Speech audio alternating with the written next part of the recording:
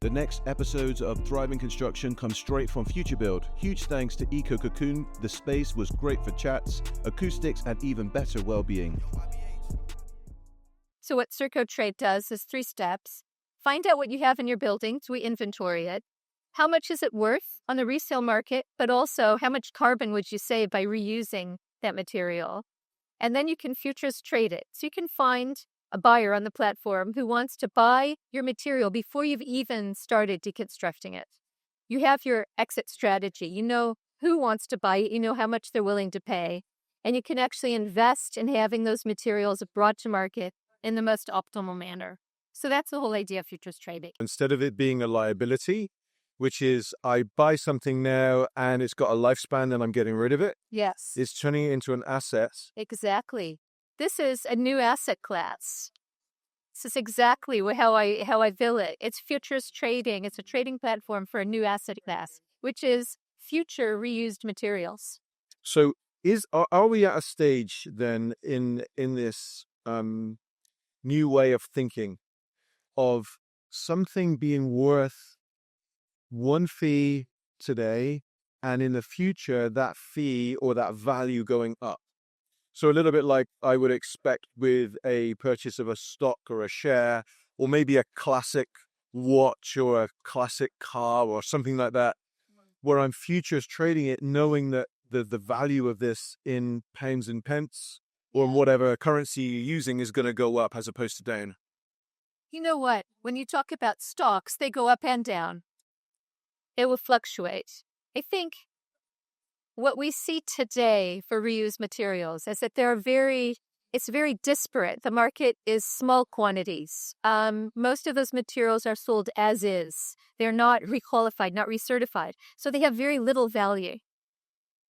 My vision, and the vision with CircoTrade, is that is changing, and that will change immensely as our materials, our primary resources, will become less and less available.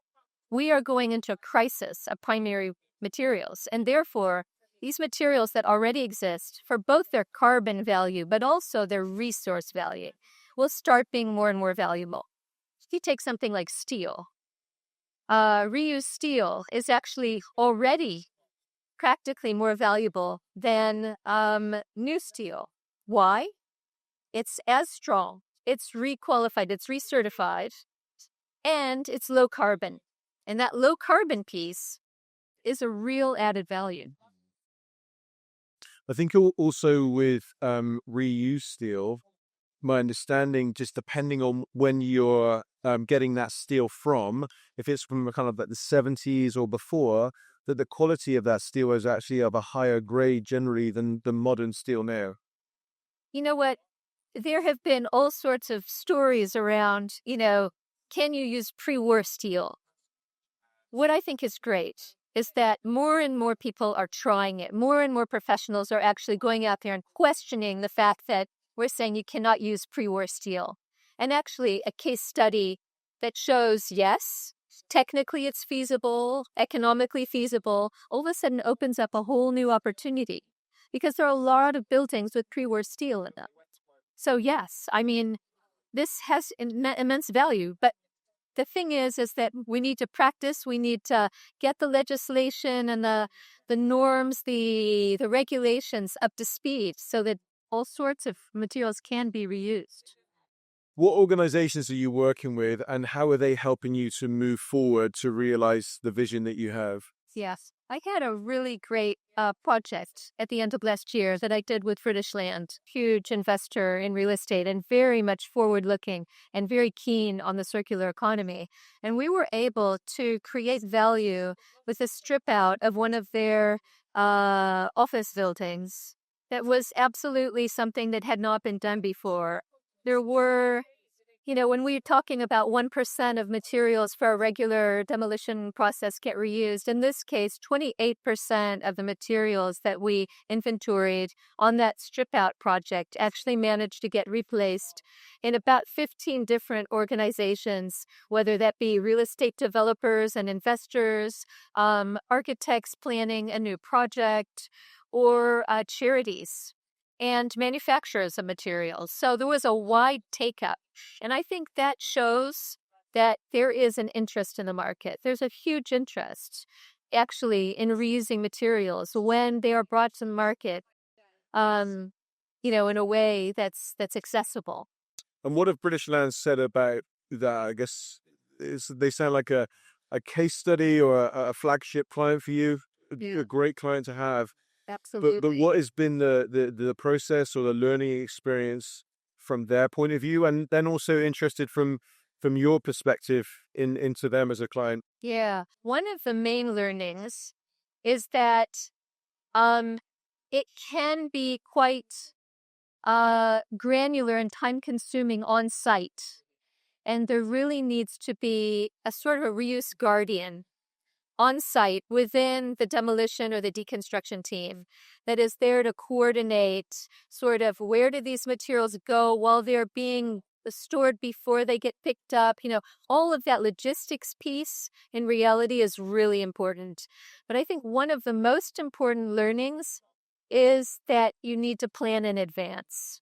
The more you plan in advance of these materials, the more you can do investigations, the inventory up front. You have an inventory. You know exactly what the specification of those materials are. You know what they look like. You have them up on a platform. Takers can take a look at them.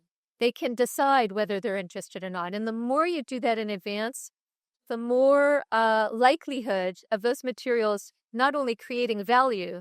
Value is not an end in and of itself, but it's about having them reused. Let's take a light fixture, okay? If you are taking apart a building and you have a couple hundred light fixtures of a certain type, and you just ask your demolition contractor to take them down, and then you say, put them on a website, and you say, there are light fixtures available, who's interested? You probably will struggle to get people even just to come pick them up for free. Maybe they'll pay £1 or £2 in the best of cases. And it'll be for DIY projects or smaller projects. But if those light fixtures are described in a way, they have their specification, they've been remanufactured, they have a guarantee, all of a sudden they're worth so much more. And there will be a market that's so much more active. So this is the lessons learned is upfront, being much more early on, getting these things to the market and canvassing the interest in it and ensuring that they're being requalified and reconditioned in a way that they can be gainfully reused. Thanks for watching to the end. I think that you'll like this, but before you do that, just make sure that you've commented and liked below, and also that you subscribed.